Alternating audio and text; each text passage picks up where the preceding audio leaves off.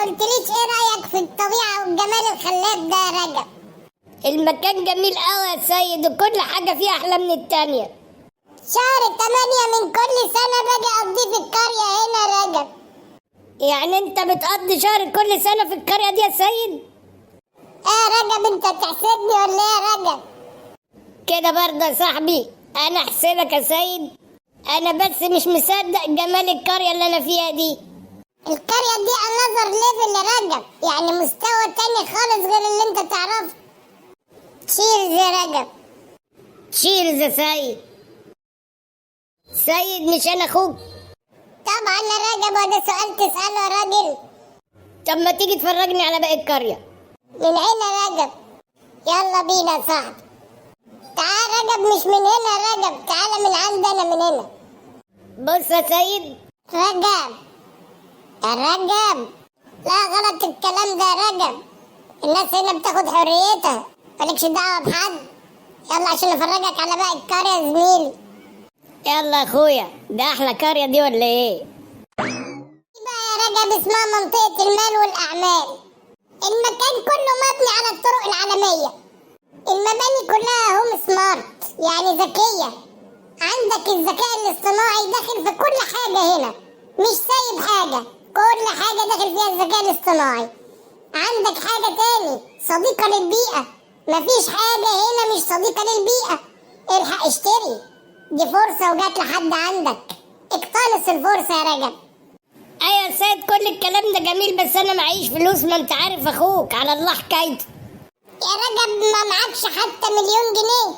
ادفع 1,000,000 جنيه مقدم والباقي يتقسط لك على 7 سنين، وهتأجر الحاجة اللي انت هتشتريها، هتجيب لك تمن القسط وهتدفع ده من ده. اسمع كلامي هتندم. الصراحة المكان عجبني قوي يا سيد.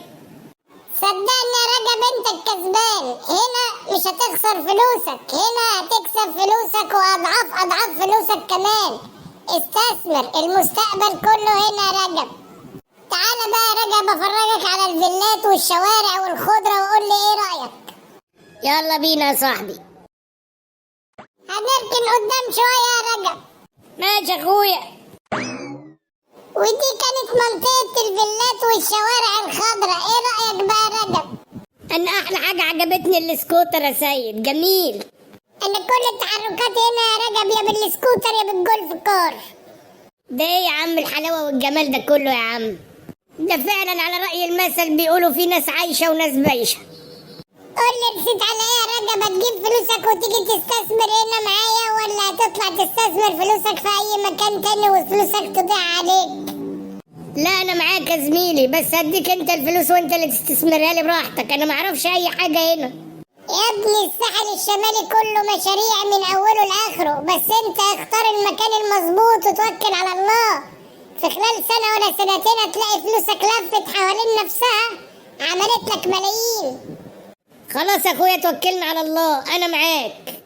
طبعا يا رجب انت عارفها، مدينة العالمين الجديدة، طبعا العالم كله عارفها دلوقتي. طيب ودي ينفع استثمر واشتغل فيها يا سيد؟ يا ابني مدينة العالمين دلوقتي عالمية، تشتري وتستثمر وتصيف وتعمل اللي انت عايزه.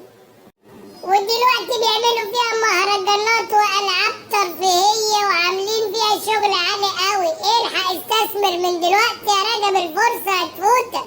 انت عارف مدينة العالمين دي كبيرة قوي، ده انا لو دخلتها لك مكان مكان مش هنخلص ولا اسبوع، وكل مكان فيهم احلى من المكان التاني. طب انت من رأيك استثمر فلوسي فين في الساحل؟ في المدينة العالمين الجديدة، ولا في غزالة باي، ولا في الماظة باي، ولا في راس الحكمة؟ ارشدني يا صاحبي، انت ادرى مني.